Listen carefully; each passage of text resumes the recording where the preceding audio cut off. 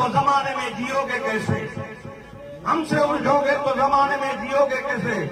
ہم ظلم کی ہر دیوار گرا دیتے ہیں، مانا کہ سہیب ہے ہماری ذات میں، لیکن مرتا بھٹو کے کارکن بکتے نہیں بازار میں۔ بڑے بھائی حاجی نذیر مدی صاحب، سلیم سالیہ بولدار صاحب، سلیم راجپور صاحب اور پنڈال میں بیٹھے ہوئے پاکستان پیپلز پارٹی کے غیرت مند ساتھیوں، السلام علیکم۔ یا علی مدد، جیے بھٹو، جیے سندھ امن۔ آج ہم اس قائد کی عظیم بیٹی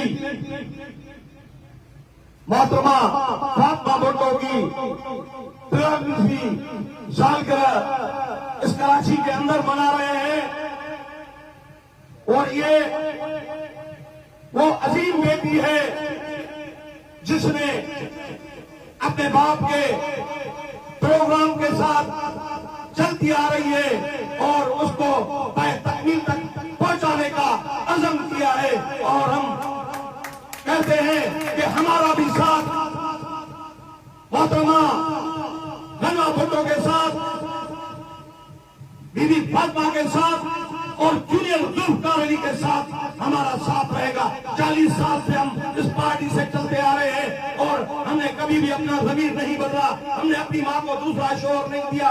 ہمارا قائد ایک ہے، اللہ ایک ہے، رسول ایک ہے، اور ماں کو بھی شعور ایک ہے۔ اگر جو ماں کو دوسرا شعور دینا چاہتا ہے تو زرداری لیگ میں چلا جائے۔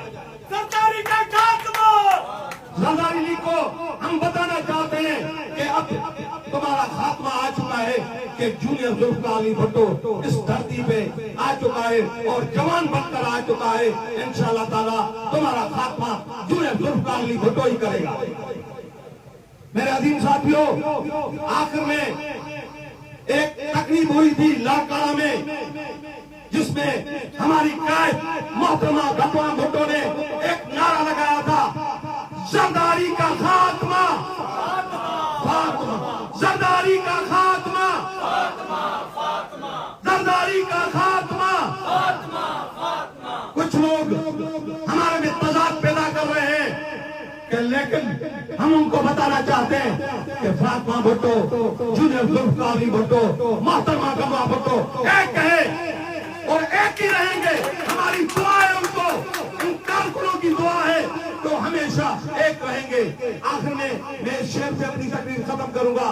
کسی فرعون کو خدا کہہ دوں یہ مشکل ہے، کسی دجال کو انبیاء کہہ دوں یہ مشکل ہے، مجھے زنجیر پہنا دو، مجھے سولی پہ لٹکا دو، میں ان زرداری رہزنوں کو رہنما کر دوں، یہ مشکل ہے، یہ مشکل ہے۔